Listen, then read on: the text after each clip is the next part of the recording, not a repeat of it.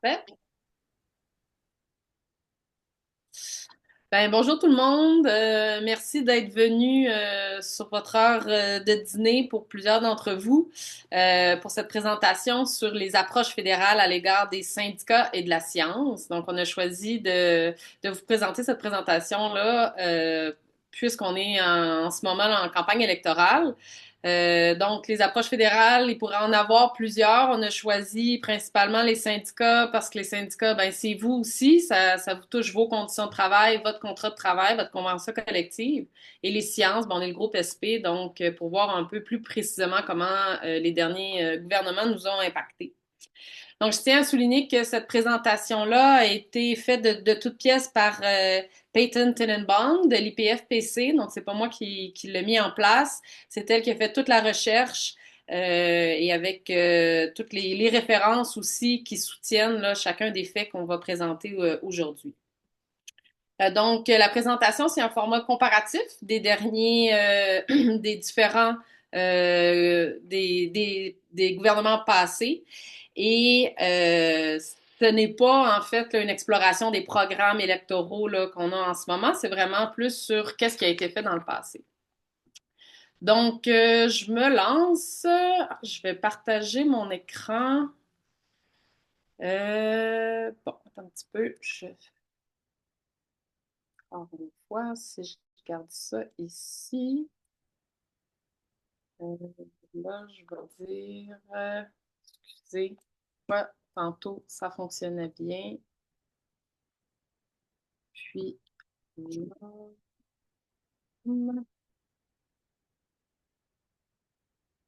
partager. Donc, Marcel, tu me dis si vous voyez bien mon écran. Oui, c'est parfait. Génial, merci. Donc, pourquoi la présentation aujourd'hui? Donc, on dit observer le passé, évaluer l'avenir. Donc, en fait, comme je vous disais, on va regarder aujourd'hui les antécédents des deux partis qui ont été au pouvoir fédéral dans les 30 dernières années, donc les libéraux et les conservateurs. Pourquoi regarder qu'est-ce qui s'est fait dans le passé? Ben, c'est pour évaluer le risque que l'histoire se répète. Donc, comme on a dit, en campagne électorale, souvent, les politiciens vont se présenter sur leur beau jour, vont présenter une plateforme électorale dorée. Donc, c'est important là, de se souvenir qu'est-ce qui a été fait dans le passé pour avoir un œil plus critique, en fait, sur les plateformes qui vont être présentées.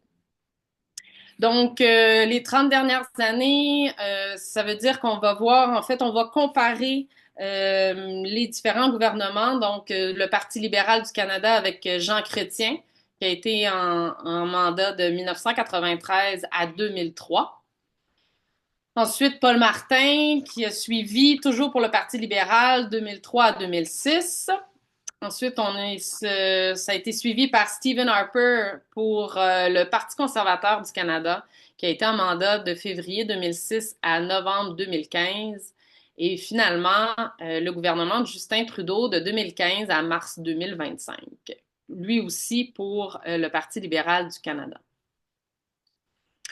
Donc, différents aspects qui vont être comparés. Si on commence avec la taille de la fonction publique canadienne, donc, sous l'ère de Jean Chrétien, en fait, on dit qu'il y a eu plus de 38 000 postes abolis au sein de la fonction publique qui a été suivi d'une hausse. Donc, finalement, entre l'abolition et la hausse, quand à son départ, Jean Chrétien, il y avait environ 3 500 fonctionnaires là, de moins qu'au moment de son départ. Donc, en fait, à se souvenir aussi que Jean Chrétien, quand il a pris place au gouvernement, il avait annoncé en fait des coupures là, qui allaient jusqu'à 45 000 postes qu'il voulait couper. Donc, il représentait à l'époque là, 14% de la fonction publique. Et puis, il avait fait des annonces aussi assez rapides, là, dont la moitié de ces postes-là qu'il voulait couper là, d'ici l'été là, qui allait suivre là, son élection. Ensuite, Paul Martin. Donc, pendant que Paul Martin a été en mandat, il n'y a eu aucun changement majeur par ce qui a trait là, à la taille de la fonction publique. Avec Stephen Harper, il y a eu une hausse initiale d'emplois suivie de coupures. Donc, à partir de 2011, en fait, on parle de 25 000 emplois dans la fonction publique qui ont été coupés sous Stephen Harper. Et puis, bon, il y a eu quand même au moment où Harper, en fait, a quitté ses fonctions, là, le nombre de postes dans la fonction publique demeurait plus élevé que lorsqu'il a pris le pouvoir pour la première fois. Bien que la taille là, de la fonction publique par rapport à la population ait diminué pendant son mandat. Donc, on voit qu'il y a beaucoup de fluctuations là, qui se passent.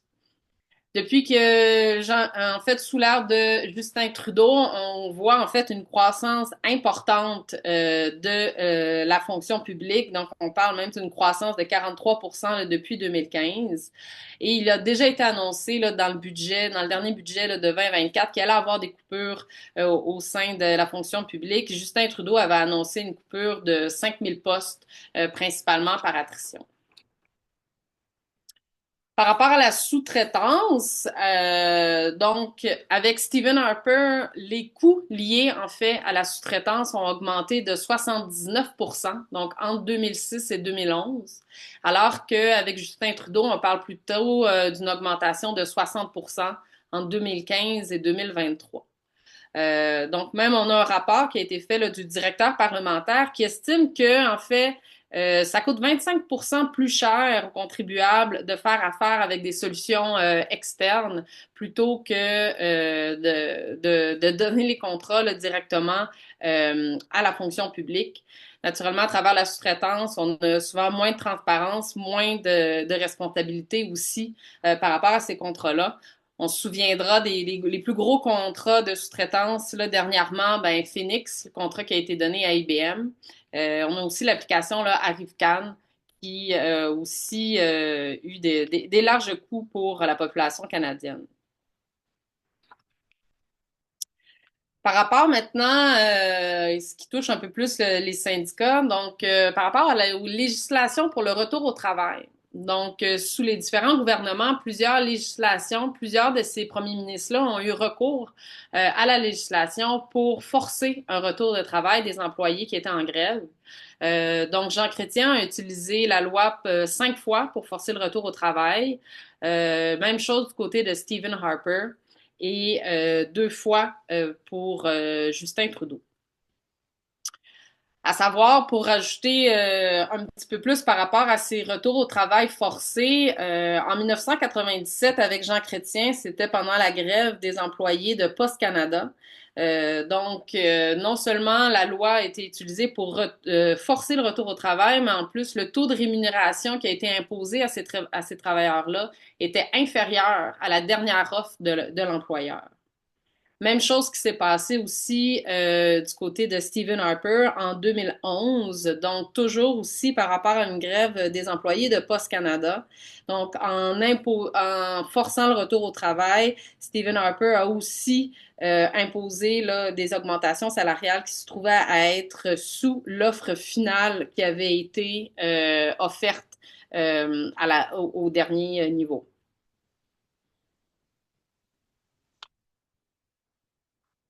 Par rapport à des législations antisyndicales maintenant, donc sous Stephen Harper, on dit qu'il a mis en œuvre un certain nombre de mesures législatives antisyndicales pendant son mandat de premier ministre.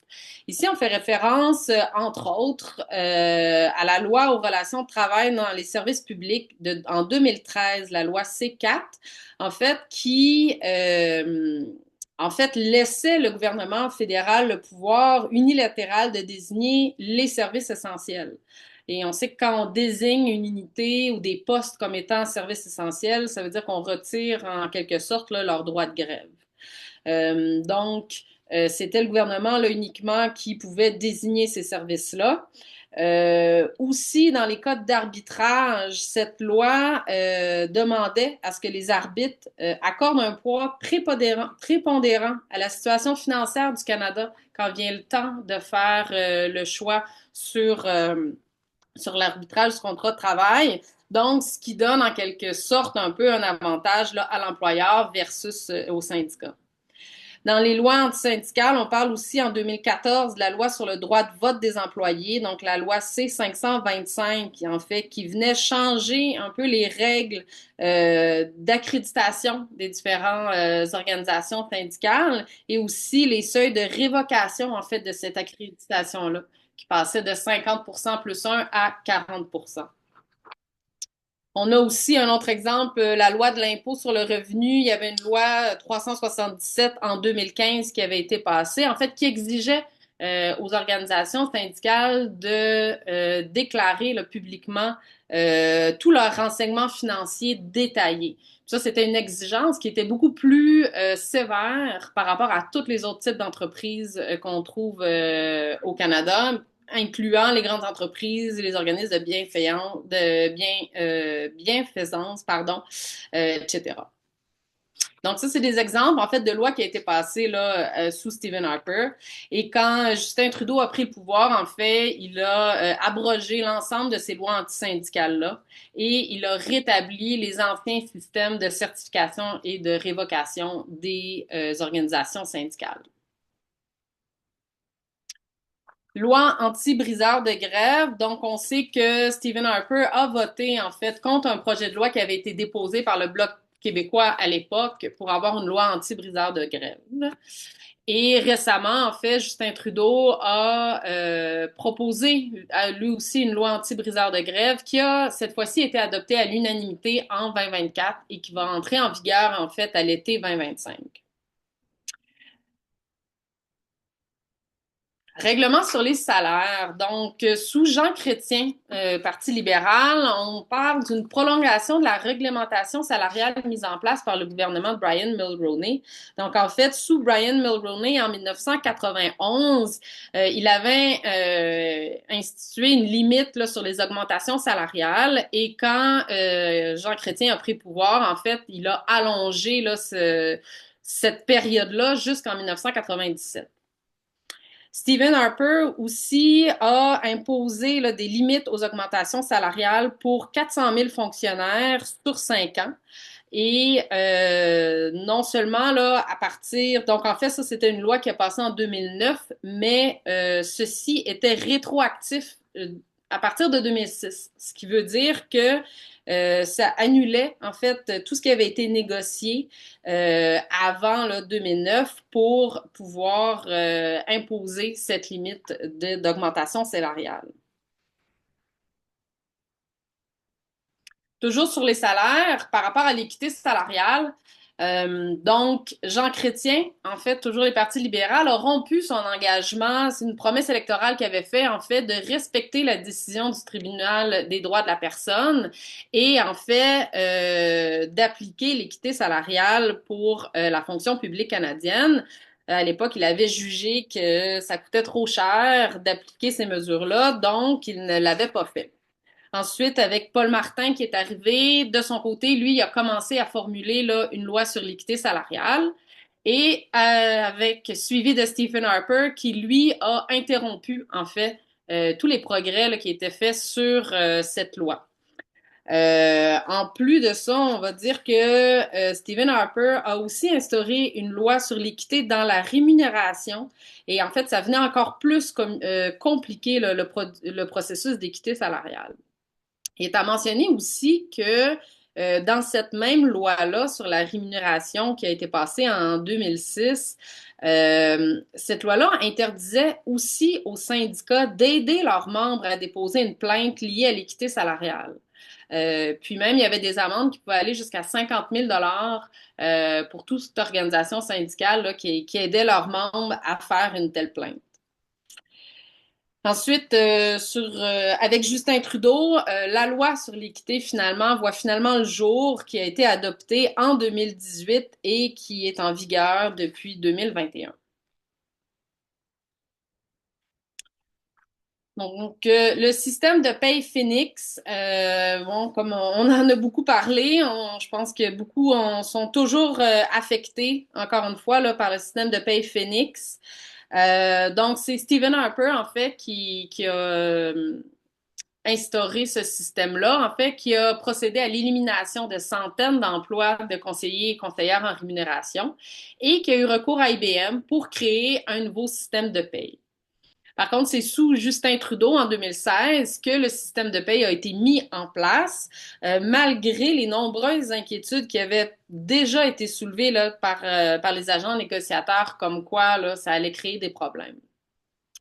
Et finalement, bon, ensuite, on voit là, avec l'accumulation de problèmes, en 2018, Justin Trudeau se met déjà à la recherche d'une nouvelle solution pour les problèmes liés avec Phoenix, solution qui n'est toujours pas mise en place. Donc, on se souvient que Phoenix a impacté des dizaines de milliers de fonctionnaires, qui a entraîné des erreurs de paie, du stress et même la faillite. À ce jour, en 2024, on estime que les coûts reliés à Phoenix sont de 3,5 milliards de dollars.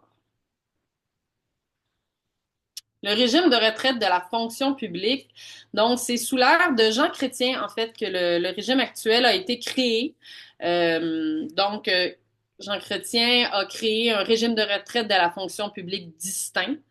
Et par la suite, on dit qu'il a retiré là, 28 milliards de dollars du régime, en fait, qui est allé chercher du régime pour l'affecter à d'autres dépenses pour réduire, en fait, le déficit fédéral. À l'époque, ça avait suscité là, une contestation judiciaire, mais la Cour suprême avait tranché en faveur du gouvernement, disant que le régime de pension garantissait pas aux employés une réclamation des fonds excédentaires tant que les retraités continuaient à recevoir leur paiement. Avec Paul Martin, pas vraiment de changement par rapport au régime de retraite, donc on reste dans le même régime là, qui a été mis en œuvre par le gouvernement chrétien.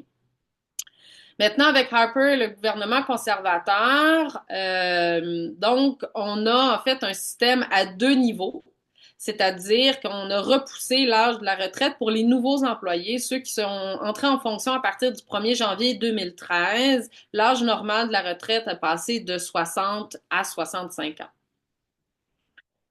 Et ensuite, Justin Trudeau aussi a déposé un projet de loi qui permettrait de modifier notre régime de prestations déterminé à un régime de prestations cible. Donc, en fait, le régime de prestations déterminé offre une rente garantie, tandis que les régimes de prestations cibles vont transférer le risque aux employés puis aux retraités. Cette loi n'a pas été adoptée là, dès la première lecture. Par rapport à nos congés de maladie, donc on sait que les conservateurs et Stephen Harper ont voulu apporter des changements radicaux à notre système de congés de maladie.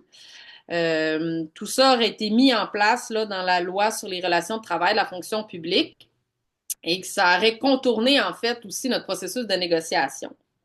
Le programme de Stephen Harper n'a pas vu jour puisqu'ils ont perdu le pouvoir là, entre-temps.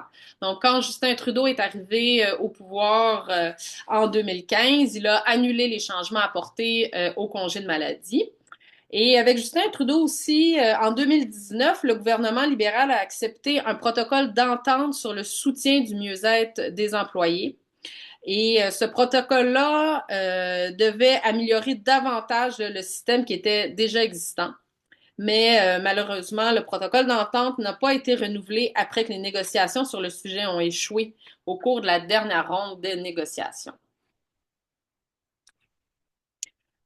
Toujours par rapport aux conservateurs et le plan d'action pour la réduction du déficit. Sous le gouvernement Harper, il y a eu un plan d'action vraiment pour la réduction du déficit qui a réitéré un gel budgétaire dans tous les ministères. On a demandé en fait à tous les ministères de créer des budgets qui allaient réduire les dépenses actuelles de 5 à 10 et la décision finale sur ces budgets-là leur serait remise au gouvernement. L'objectif derrière ça, c'était de réaliser des économies continues de 4 milliards de dollars grâce à ces nouveaux budgets. Il est à savoir que le gouvernement Harper a insisté sur le fait que les services n'allaient pas être touchés par ces coupures-là.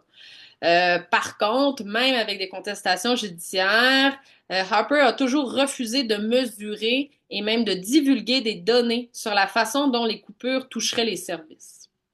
On sait par contre, à travers d'autres données, qu'il y a certains services naturellement qui ont été affectés par ces coupures. Par exemple, au sein d'Environnement Canada, on dit qu'il y a un nombre important de programmes d'impact environnementaux qui ont été abolis ou réduits à cause d'une réduction du budget de 36 et on parle aussi d'une réduction de 21 de la main-d'œuvre au sein d'Environnement Canada seulement. Pour le ministère aussi, les anciens combattants des centres, en fait, spécialisés d'anciens combattants Canada ont été fermés à travers le pays. Les services ont été relégués là, à Service Canada plus tôt, mais donc en fait, là, ces services pour ces personnes ont été réduits et même non favorables, là, géographiquement parlant, pour la plupart d'entre eux. Toujours par rapport à nos contrats de travail, donc on se souviendra aussi que c'est sous Stephen Harper en 2012 que le gouvernement a éliminé l'accumulation des indemnités de départ. Donc à l'époque, Tony Clement, le président du Conseil du Trésor, avait nommé que ces indemnités n'existent pas dans le secteur privé et il y a une raison, elles sont coûteuses et perpétues. Les perpétuer serait une injustice. Donc, c'était leur raison pour abolir cette indemnité de départ. À l'époque, le gouvernement avait quand même accepté de dédommager les fonctionnaires pour les indemnités qui avaient été accumulées. Maintenant, par rapport à la science, si on continue notre comparaison des dernières années, si on parle des restrictions imposées aux scientifiques, donc on se souviendra que sous Stephen Harper, le gouvernement avait instauré des procédures strictes sur la façon dont les scientifiques pouvaient s'adresser aux médias au sujet de leurs recherches. Donc, en fait, ce que ça veut dire, c'est que les journalistes n'étaient plus en mesure de contacter directement les scientifiques pour leur poser des questions sur leurs travaux. En fait, les scientifiques du gouvernement devaient obtenir une préapprobation de la part du gouvernement pour pouvoir s'adresser directement à eux. À l'époque, un sondage passé aux scientifiques de la fonction publique, 90% des scientifiques, des répondants, affirmaient ne pas pouvoir parler ouvertement aux médias de leurs recherches. Harper a toujours nié les allégations comme quoi il s'agissait d'ingérence politique, comme quoi c'était de l'ingérence politique dans la science publique, alors que toujours là, à travers des sondages avec les scientifiques, plusieurs d'entre eux ont dit 30% des scientifiques se sont fait demander de changer de l'information dans leur rapport en n'ayant pas une raison scientifique là, derrière ça.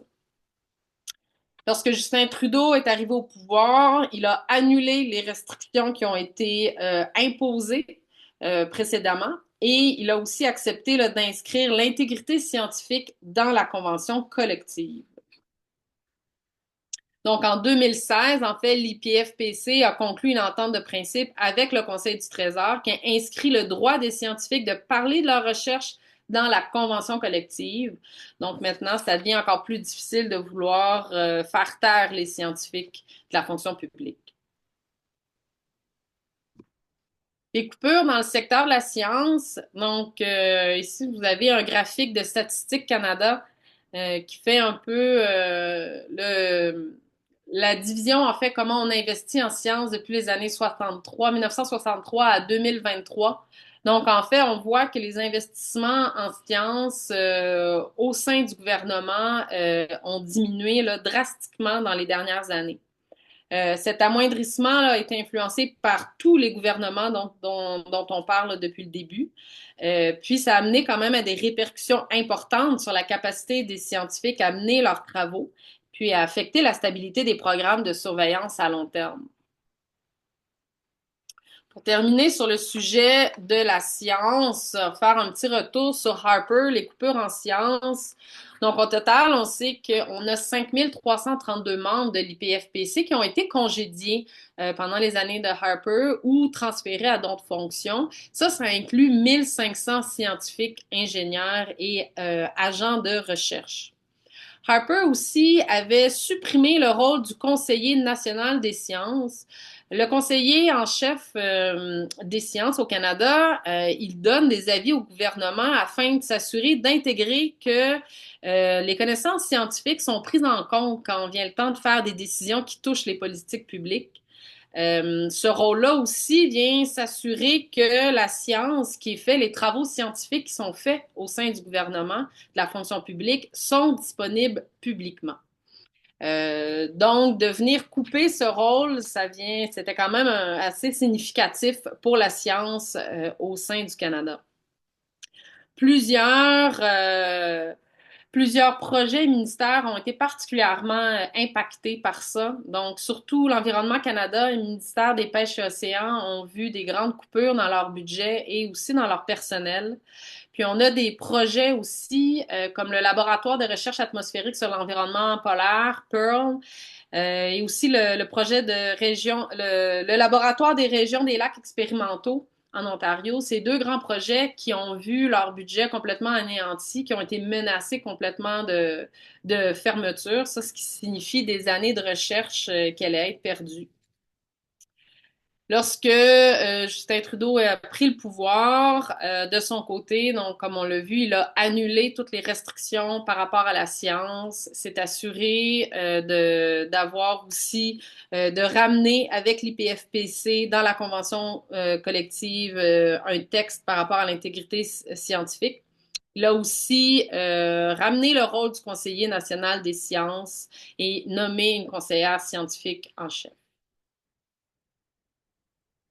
Donc maintenant, qu'est-ce qui nous attend avec les élections qui s'en viennent? Un petit mot pour faire la suite. Pierre Poilievre, député de Carleton, qui est le chef de l'opposition, donc il était Parti conservateur du Canada.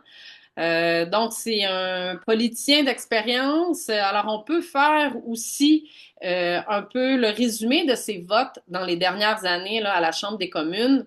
Donc, en général, on voit que Pierre Poilievre a déjà annoncé, en fait, des compressions dans la fonction publique.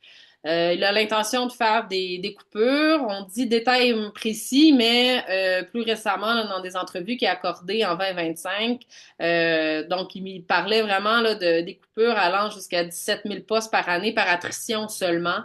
Et aussi, il parle aussi là, de la fonction publique, comme quoi de surveiller la productivité, ce qui a trait à la fonction publique. Par rapport à la législation pour le retour au travail, on sait qu'il a voté en faveur d'une loi pour le retour au travail pour mettre fin à cette grève, soutenant à chaque fois la question comme député. Par rapport aux lois anti-briseurs de grève, ben, comme on a nommé, ça a été voté unanimement. Donc, en 2024, il a voté en faveur de cette loi, alors que, par contre, auparavant, il avait plutôt soutenu la position opposée.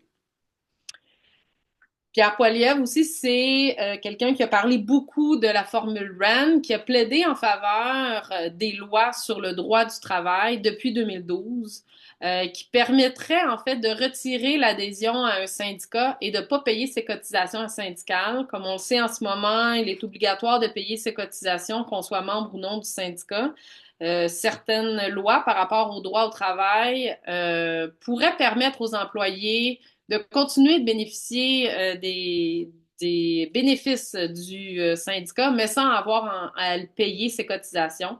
Donc, ce qui réduirait grandement le pouvoir des syndicats, hein, en fait, de devoir négocier toujours vos contrats de travail, mais en ayant moins de budget. Malheureusement, dans cette présentation-là, on n'a pas un peu l'aperçu général de Mark Carney. N'ayant pas été politicien jusqu'à maintenant, on n'a pas de données sur les votes qu'il a donné en fait à la Chambre des communes. Donc, c'est plus difficile par manque de données de pouvoir affirmer, comme les autres politiciens, quels ont été leurs historiques. Donc, comment devrait-on utiliser ces renseignements? En fait, maintenant qu'on est, comme je le disais plus tôt au début, on est en période électorale, les gens présentent leur plateforme, se présentent sur une image idéale.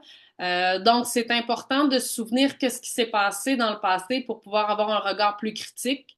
C'est important de se rappeler aussi de réfléchir à l'incidence, aux conséquences à long terme des mesures qui ont été prises par chaque gouvernement à l'égard des syndicats et à l'égard de la science. Puis, quelles ont été ces conséquences-là, les répercussions de ces votes, de ces lois qui ont été prises dans le passé? C'est quoi les conséquences que ça a aujourd'hui sur votre emploi ou sur le futur de votre emploi? Donc, c'est aussi des questions à prendre en considération quand viendra le temps de faire votre choix pour le prochain gouvernement. Donc, et voilà, c'est tout pour moi aujourd'hui. Merci beaucoup pour votre écoute et si vous avez des questions, ça va me faire plaisir d'y répondre. Et je suis accompagnée aussi de Marcel Baudouin et Brian Van Wilgenberg qui sont avec moi de l'exécutif.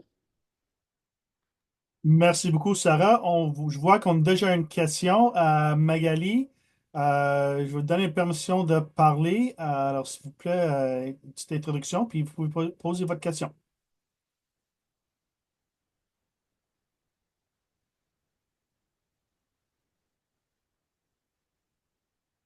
On t'entend pas, Magali.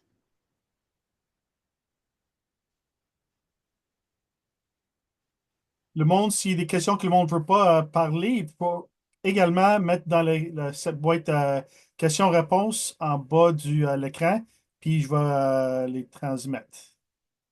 On a une question. Est-il possible de recevoir le slide deck? Je pense que oui. Brian, tu es plus au courant de ça. Oui, Je c'est pense que ça. Je sais qu'on le gardait, plusieurs personnes, les présidents des sous-groupes et tout ont accès.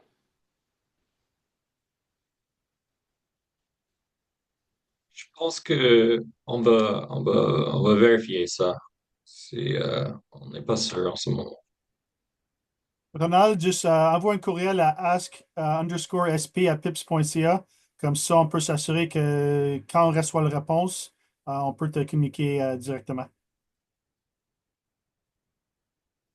Magali, il faut que tu enlèves, ouvres ton micro ou tu tapes ta question dans le boîte questions-réponses, s'il vous plaît.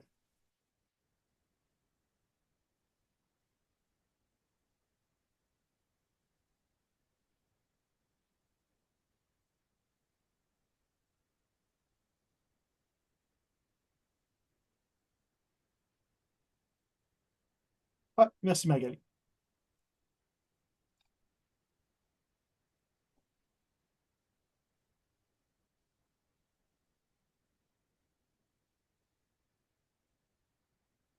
De rien, Lucia, c'était notre plaisir de vous présenter ces informations-là. Alors, il reste une trentaine presque 25 minutes. Si vous avez des questions sur ça ou d'autres choses impliquées à l'élection, c'est votre temps. Ronald a posé une question. Est-ce que l'Institut a une recommandation pour quel parti pour voter? La réponse est non. Nous restons non-partisan. Je ne sais pas, est-ce que ça c'est correct en français, Sarah, non-partisan? Non partisan, Donc, oui. on n'a pas une recommandation.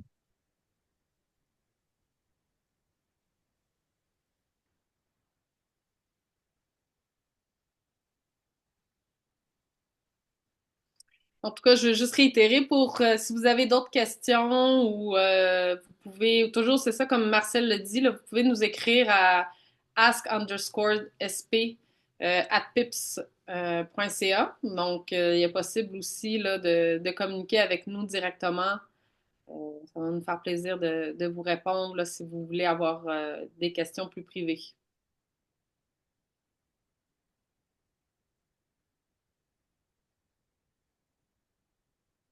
Alors, question de Gregory, quand la période de RIT va finir? La date de vote, c'est le 28 avril. Mais il y a aussi une période de vote par anticipation qui commence demain puis termine lundi.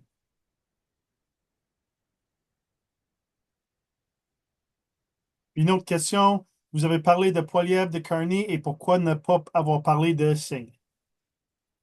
Donc, en fait, la présentation, ça se voulait vraiment le retour sur les partis qui étaient au pouvoir, qui était le gouvernement au pouvoir qui pouvait passer les lois. Donc, ce choix a été fait dans cette optique-là. De ne pas parler de l'ensemble des partis, mais plutôt ceux qui étaient au pouvoir.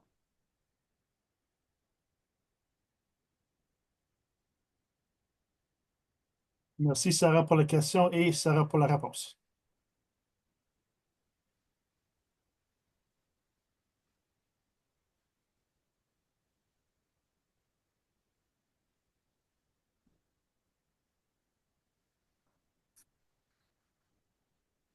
Alors, je pense 2 autres minutes pour voir s'il y a d'autres questions. Puis s'il n'y a pas d'autres questions, je pense qu'on peut mettre fin au webinaire. Je vais ajouter juste seulement une chose. Probablement, on ne va partager le deck parce que probablement, on va mettre l'enregistrement de le webinaire en ligne et les personnes peuvent voir la présentation comme ça.